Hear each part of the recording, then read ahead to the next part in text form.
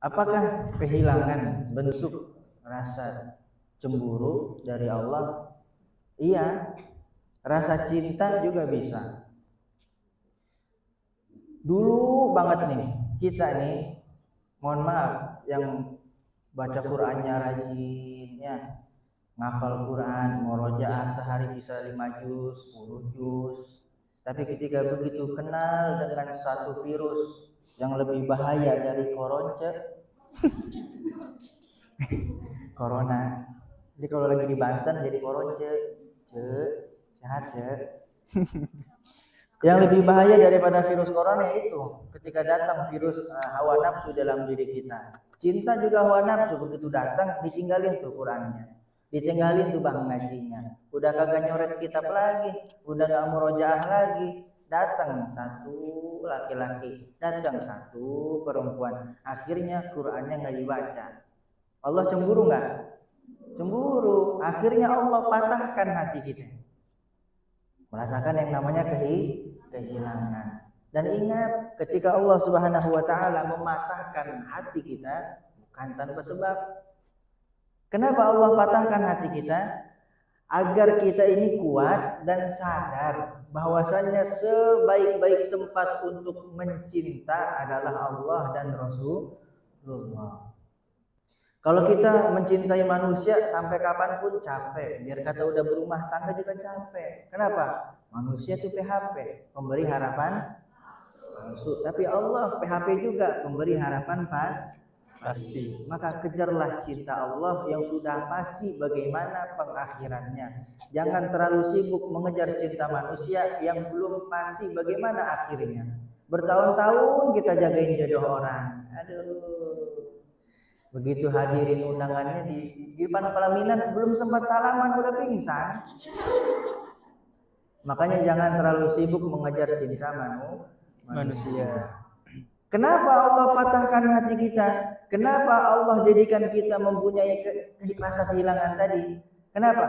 Pasti ada maksudnya. Karena Allah tidak ingin kita nanti kecewa terlalu dalam. Allah tidak ingin kita sakit terlalu dalam. Ada seorang jamaah cerita, ini udah menghitung hari. Udah menghitung hari. Bahkan 2 hari sebelum pernikahan ini wanita minta pernikahannya di cancel. Bayangin, semua udah jadi. Besok 2 hari lagi nikah bang, tapi wanitanya minta di cancel. Kira-kira gimana tuh bang? Sakit nggak? Apa itu sakit. Kayak perempuan aja pakai kode-kode sakit gitu bang. Sakit dia, tapi dia tenang. Kenapa Ustaz? Saya yakin di belakang ini pasti ada maksud dari Allah. Akhirnya begitu dia nikah sama laki-laki pilihan dia, datang. Ketika dia datang nikah, si perempuan tadi sama laki-laki lain, hari per hari berlalu. Setelah beberapa bulan, sang calon mantan bahasanya gimana ya? Calon si istri dia, tapi sekarang menjadi mantan. Mana itu? Dulu pernah jadi calon. Ya, sekarang jadi begitu. Mantan calon istri. Intinya si perempuan tadi udah nikah kan sama laki-laki lain. Yes.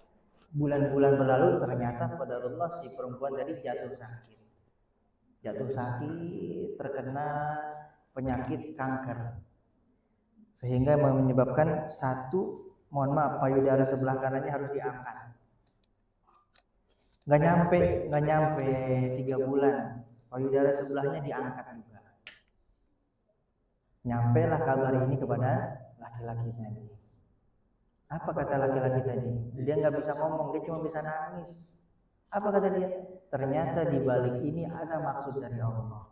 Allah memilihkan laki-laki yang memang siap untuk merawat itu wanita untuk merawat wanita tadi. Sedangkan saya nggak punya apa-apa, Ustaz, nggak punya duit. Tetapi maha baiknya Allah pilihkan suami untuk wanita tadi, suami yang memang benar-benar bisa merawat dan bisa membiayai proses pengobatan dia.